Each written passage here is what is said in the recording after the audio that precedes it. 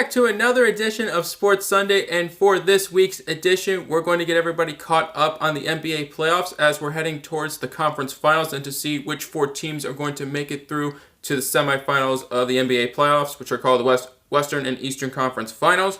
We're also going to recap not just one, but two amazing comebacks in the Champions League for both the Spurs and Liverpool as they move on to the finals for the Champions League, which will take place starting on June 1st. And we're also going to be talking about an MLB update as well, as I know we're already about a month and a half into the season, but just talk about some injuries as well. And then also for the Premier League as well, too, to talk about the last week of the fixtures or matches that took place today, and as well as some other NBA, other teams that are not in the playoffs, some off-season notable events that have already happened.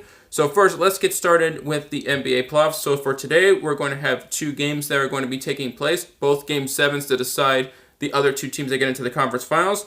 First, we're going to have the Portland Trailblazers visiting the Denver Nuggets. That'll take place at 3:30 p.m. And we're also going to have the Sixers. They're going to be visiting Toronto, taking on the Raptors. So that'll also take place at 7 p.m. after the first game of the Blazers and the Nuggets. So for those two games, I definitely see probably some of the best games during those series going to be taking place today. Even though both these series have been great, obviously they went to Game 7. But I definitely see both these games are going to see the best of a lot of players from each of the teams from both the games. Especially for the Blazers, we'll see Damian Lillard especially see him having a really good game. And then for the Nuggets, Jokic as well. And also I would see the bench probably giving more support for the Nuggets as well. For Game 7, I'd probably say that the Nuggets are probably going to end up taking the game against the Blazers. I wouldn't be surprised if this game goes into overtime. But in the end, I see the Blazers ended up taking this, the Nuggets taking this in Game 7, even though in that series we already had a quadruple overtime game that already took place. But that should be a good game. And then also for the Sixers and Raptors, really for this, the way I would probably like to see them win, but probably the Raptors will probably end up winning Game 7 since they're at home and they've been playing pretty well at home, except the one game where they, the first round against the Magic, they had lost on a buzzer beater shot it was a 3. Other than that, too, they've been playing pretty well at home, so I would definitely see the Raptors taking Game 7 against the Sixers. It'll definitely be competitive for nearly the entire game, but right at the end, I'll see the Raptors ending up pulling away and winning Game 7 and moving on to the Eastern Conference Finals against the Bucks, and then the Nuggets will end up taking on the Warriors, which ended up knocking out the Rockets in Game 6. And speaking of that, for the Rockets losing, Steph Curry's performance in the last 4 minutes of Game 6, scoring 16 points, not something I've seen since days of red in the playoffs. And even though I'm not a Warriors fan too, it was just so impressive to see Steph Curry just light it up in the last 4 minutes of that game. Even though for most of the series and most of these playoffs too, he really hasn't been the breakout star or the one person would say was the MVP so far for the Warriors, even though obviously he hasn't been playing bad, obviously, but it's definitely was something that most people probably didn't expect. And just seeing social media just like congratulate him and just giving him a lot of praise for those last 4 minutes too, even though I'm not a Warriors fan too, he definitely still deserves it. But better team in that series, and for the Rockets, it was kind of disappointing as well too, is because I would think this was the best year and the biggest opportunity to actually not just reach an NBA Finals, but actually win, just because of the team that they had this year. Unlike last year where Chris Paul got hurt. Now with Chris Paul now being 34 years old too, and going into the offseason, I'm not sure what's going to happen. The starting five for the Rockets, too, I believe their salaries in total are around $115 million, I believe the last time I checked. So I don't see the starting five really going through any significant changes. Austin Green, and then amongst other bench players are agents. I probably see some moves being happen there, too, probably just to shore up their bench, just so their starting five could probably get a little more rest and they could probably get a little more use out of them. So for the Rockets, I probably see a different bench players going into the 2019-2020 season for them. And then also the Lakers ended up hiring as their head coach Frank Vogel. And then Jason Kidd is also going to be joining their coaching staff as well. Just for Frank Vogel, too, I don't know about that choice, too, as well. We'll see how that works out for them, too. But I'm not really optimistic for Frank Vogel. Just because I don't think it would be a really good fit with the Lakers organization. And we're trying to build it, at least with LeBron as a big part of it. But I don't know, but we'll see how that turns out for them. I mean, Frank Vogel, too, just I don't know, just don't think it would be a really good fit for me. But again, we'll just hear what you guys have to think about that as well, too. You can let us know your verdict in the comments below. And then also another team as well, too, they got knocked out by the Bucks, the Celtics. I definitely see a lot of big changes coming to the Boston Celtics as well too, because they have a lot of players that are going to be free agents, especially coming up on that subject. Kyrie Irving, I don't expect him to stay in Boston, just because I think they're going to probably go through a rebuilding process. Because for this team, they had probably, I would say, one of the better teams that they've had too in a while, and for this to be knocked out in the second round. Now, granted, it was against the Bucks, the top team in the East. But still, I definitely see them at least rebuilding and just trying to take the team in a different direction. And then along with Al Horford and amongst other players as well too on the Celtics are being free agents, I definitely see a new look to the Celtics, at least going forward in the immediate future. Now for next season, how different they'll look, I'm not sure yet. It depends on if they can get the right deals in place. But that offseason is going to be interesting for several teams too, not just for the Celtics and for the Rockets. But again, we'll have 2 games of those coming up. Those should be fun.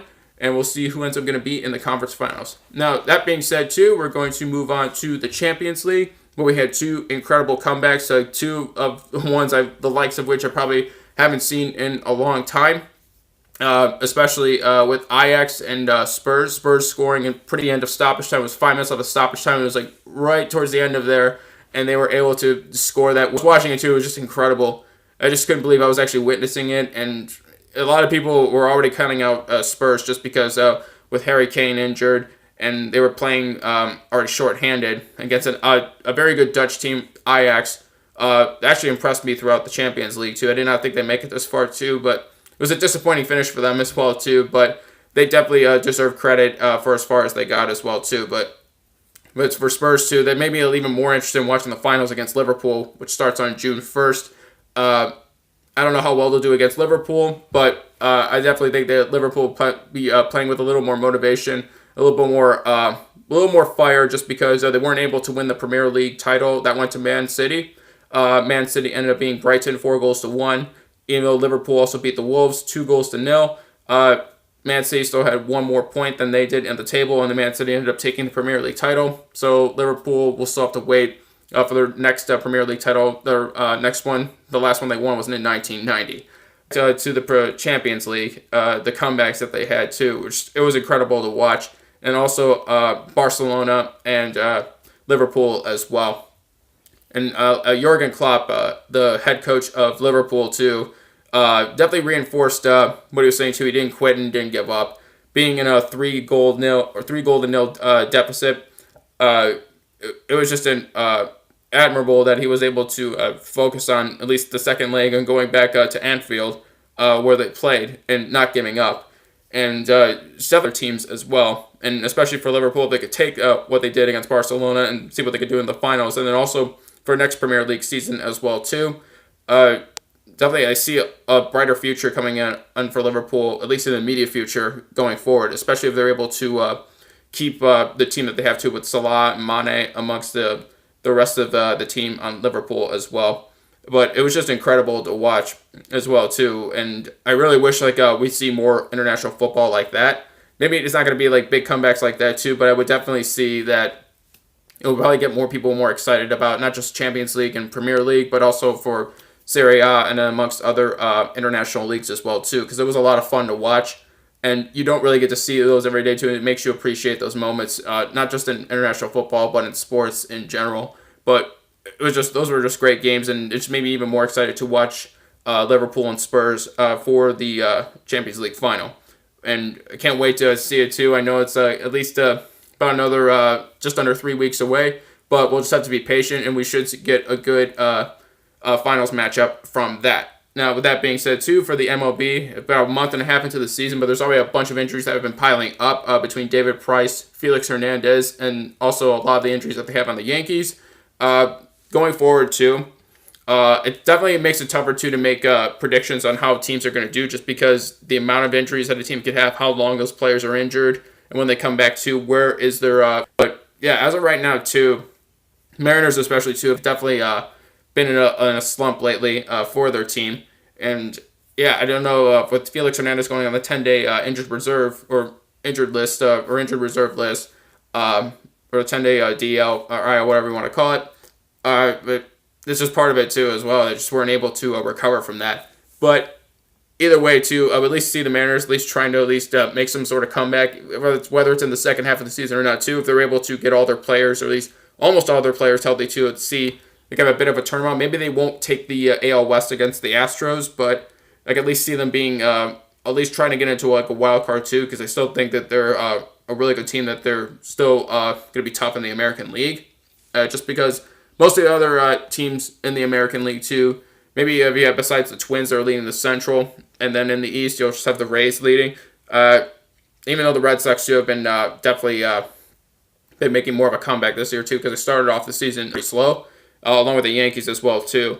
They definitely picked up where they were in the biggest seed. I don't know if they're going to be like the best team in the AL in terms of a record, but they'll definitely make a comeback where they are right now. So we'll talk more about baseball going forward in Sports Sunday, in sports feature Sports Sunday editions, just because we have a lot of the season left to go in the MLB. And then along with that as well, we're also going to have the Women's World Cup starting in June. And then we're also going to have other events that are coming up soon as well. So, and again, this should be a fun NBA playoffs matchups. It should be a fun Champions League final coming up. And we have a lot to cover going forward. So I hope you guys are going to stay tuned for that as well, too. With that being said, thank you guys for watching another edition of Sports Sunday.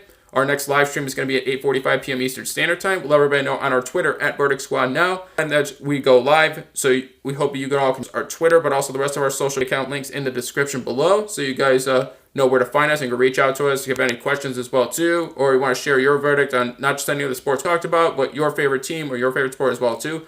Let us know in the comments below what that verdict is. Thank you guys again for watching. Enjoy the NBA playoff games that are coming up later today, and we will see you guys later on tonight live.